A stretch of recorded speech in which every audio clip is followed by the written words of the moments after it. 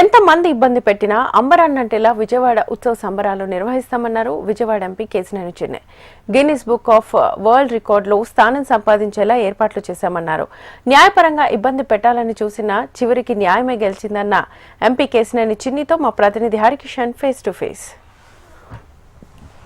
దేవి శరన్నవరాత్రి ఉత్సవాలు విజయవాడ వేదికగా అంగరంగ వైభవంగా సాగుతున్నాయి. ఆంధ్రప్రదేశ్ నుంచే కాకుండా యావత్ దేశం నలుమూలల నుంచి పెద్ద సంఖ్యలో తరలి వచ్చిన వారు ఇంద్రకీలాద్రిపై కొలువైనటువంటి కనకదుర్గమ్మను దర్శించుకుంటున్నారు. ఇదే నేపథ్యంలో 11 రోజుల పాటు విజయవాడ పేరును పెద్ద ఎత్తున చాటి చెప్పేలా ప్రత్యేకంగా విజయవాడ ఉత్సవం నిర్వహిస్తున్నారు. ఆది నుంచి దీనికి సంబంధించి అన్ని పర్యవేక్షిస్తున్నారు విజయవాడ ఎంపీ కేశినేని చిన్ని. రీసెంట్గా దీనికి సంబంధించి అన్ని న్యాయ సమస్యలన్నీ కూడా తొలగించుకుంది. మరి దీనికి సంబంధించి పూర్తి వివరాలు తెలుసుకునే ప్రయత్నం ఒకసారి చేద్దాం. ప్రస్తుతం మనతో విజయవాడ ఎంపీ ఉన్నారు. చెప్పండి, ఎలా సాగుతోంది విజయవాడకు సంబంధించినటువంటి ఉత్సవ ఏర్పాట్లని? అమ్మవారి ఆశీస్సులతో విజయవాడ నగర ప్రజల సహకారంతో విజయవాడ నగర ప్రజల మమేకమై విజయవాడ ఉత్సవం బ్రహ్మాండంగా సాగబోతుంది. ఇప్పుడే మేము హెలికాప్టర్ షో కూడా ఏర్పాటు చేయడం జరిగింది. విజయవాడ ఉత్సవం అంటే 5 విభాగాలుగా విభజించాం. దాంట్లో ముఖ్యంగా ఇక్కడ హెలికాప్టర్ రైడ్స్ స్టేడియంలో, రెండవది తుమ్మలపల్లి కళాక్షేత్రం, ఘంటసాల కళాక్షేత్రంలో ఆధ్యాత్మిక సాంస్కృతిక కార్యక్రమాలు ఏర్పాటు చేశాం. ఇక పున్నమి ఘాట్లో అయితే ప్రతిరోజు వివిఐపీలు అందరూ పున్నమి ఘాట్లో వచ్చి అక్కడ చక్కటి ఉండేటట్టు ఎక్కడో మనం మ్యూజికల్ కన్సర్ట్స్ జగ్గి వాసుదేవ్ బాబా దగ్గర మహాశివరాత్రి అప్పుడు, లేకపోతే మైసూరు ఉత్సవాల్లో చూసే కన్సర్ట్స్ అన్నీ కూడా అక్కడ ఏర్పాటు చేయడం జరిగింది. 5వది ఎగ్జిబిషన్ గ్రౌండ్, ఈ మధ్య బాగా ఫేమస్ అయిన ఎగ్జిబిషన్ గ్రౌండ్. కానీ కొన్ని వర్షాభావ ప్రభావం వల్ల సుప్రీంకోర్టులో కూడా ఒక కేసు వచ్చింది.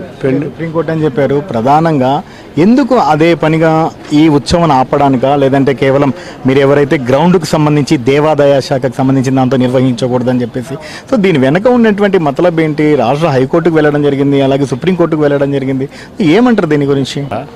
ఈ అడ్డంకులు ఏంటో, ఈ రాజకీయాలు ఏంటో మరి ఏ రాష్ట్రంలోనూ లేని విధంగా మైసూరులో ఉత్సవాలు జరుగుతున్నాయి అంటే ప్రజలందరూ మమేకమే మైసూరు ఉత్సవాన్ని స్వాగతిస్తారు, బ్రహ్మాండం చేస్తారు. ఇక్కడ కూడా ప్రజలు ఆనందిస్తారు. కానీ ఎక్కడ రాజకీయాలు ఉండవు. మనం చూస్తే హౌరాలో ఉత్సవం జరుగుతుంది, అహ్మదాబాద్లో జరుగుతుంది, మైసూరులో జరుగుతుంది. ఎక్కడా లేని రాజకీయాలు ఇక్కడ జరుగుతున్నాయి. అది పులివెందుల ఎమ్మెల్యే జగన్ రెడ్డి ఆధ్వర్యంలో జరుగుతున్నాయి. ఒక్కటే కాదు, ఏ మంచి పని జరిగినా వీళ్ళు ప్రతినిత్యం ఆ మంచి పనిని బ్లాక్ చేసే విధంగా చేద్దాం. ఇప్పుడు మేము పెన్షన్లు ఇచ్చాం, పెన్షన్లు ఇస్తే ఏదో చెప్తారు. వాళ్ళు పెన్షన్లు ఇస్తామన్నారు. 4 సంవత్సరాలకు కానీ 3,000 ఇవ్వలేపారు. మేము మొదటి రోజు నుంచి పెన్షన్లు ఇస్తున్నాం. అట్లా రకరకాలుగా కార్యక్రమాలు, సంక్షేమం, అభివృద్ధి కార్యక్రమాలు, పండగలు, అన్ని కుల మతాలు పండగలు జరుపుకుంటే కూడా వీళ్ళు ఓడవలేని ఈనో వేసుకోవాలి వాళ్ళు కడుపుమంట. ఇవాళ రాజకీయాల గురించి మనం మాట్లాడటం అనవసరం, నేను ఎక్కువ మాట్లాడకూడదు. ఇవాళ మనం విజయవాడ ఉత్సవం మీద ఫోకస్ చేద్దాం. 5వదైన ఎగ్జిబిషన్లో 54 రోజులు ఎగ్జిబిషన్ జరగబోతుంది. 54 రోజులైనాక ఆ దేవాలయం వారికి ఆ స్థలాన్ని మళ్ళీ వెనక్కి ఇవ్వటం జరుగుతుంది. వీటిలో ప్రజలందరూ చాలా ఆనందంగా చెప్తున్నారు. వీళ్ళు విజయవాడ నగరం అంతా విద్యుత్ దీపాలతో ఉత్సవ కమిటీ వారు ఏర్పాట్లు చేయడం జరిగింది. మీరు చూస్తే అన్ని ఫ్లైఓవర్లు, ఈవెన్ దుర్గగుడి దగ్గర ఉన్న ఒక ఫ్లైఓవర్ మాత్రం అమ్మవారు దేవస్థానం వారు చేస్తే మిగతా అన్ని కూడా ఉత్సవ కమిటీ వారు చేశారు. ఇట్లా ఎన్నో కార్యక్రమాలు చేసి 250 కార్యక్రమాలు విజయవాడ ఉత్సవం సందర్భంగా రాబోతుంది. తప్పకుండా విజయవాడ ఉత్సవం ప్రజల మమకారంతో, ప్రజల సహకారంతో, ప్రజల చేత, ప్రజల కోసం చేయబడే ఈ ఉత్సవం బ్రహ్మాండంగా విజయం చేయబోతుంది.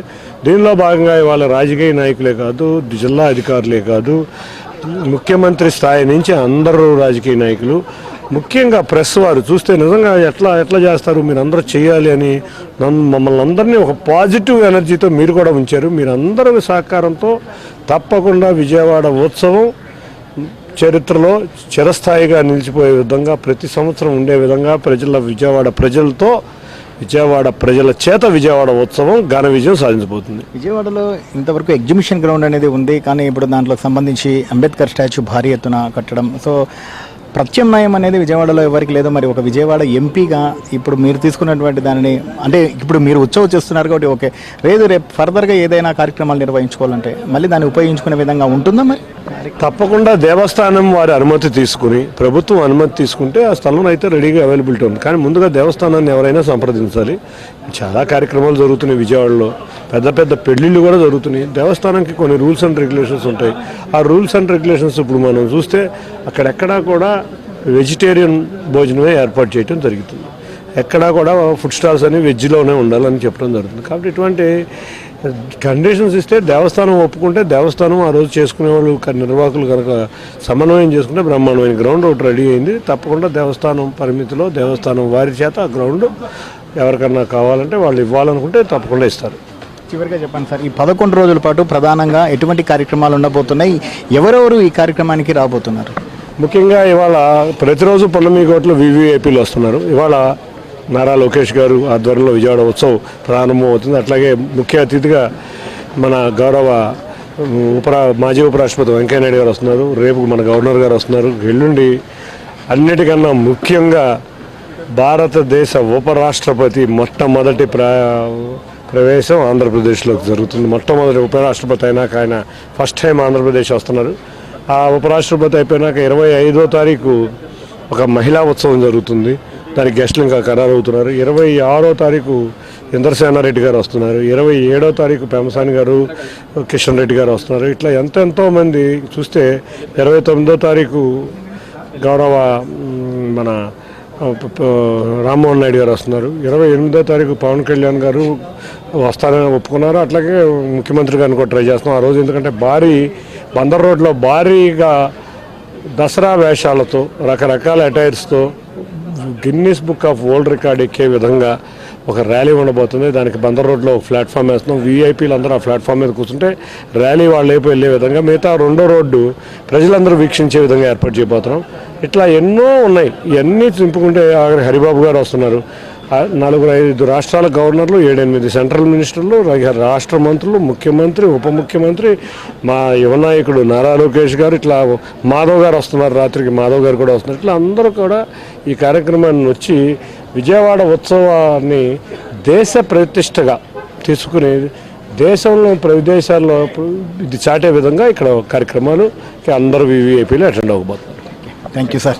ప్రధానంగా శరన్నవరాత్రి ఉత్సవాల సందర్భంగా అమ్మవారిని దర్శించుకునేందుకు లక్షల మంది ఇలా దుర్గగుడికి తరలి వస్తున్నటువంటి నేపథ్యంలో, అలాగే విజయవాడ ఉత్సవంలో పాల్గొనేందుకు అమ్మవారి దర్శనం తరువాత అతిరథ మహారథులందరూ కూడా భారీ ఎత్తున తరలి వస్తున్నటువంటి నేపథ్యంలో విజయవాడ ఉత్సవంను అంతర్జాతీయంగా గుర్తింపు తెచ్చేలా, గిన్నిస్ వరల్డ్ రికార్డులో ఒక చరిత్ర సృష్టించేలా, రికార్డు సాధించేలా ఈ కార్యక్రమం ఉండబోతుందంటున్నారు కేశినేని చిన్ని.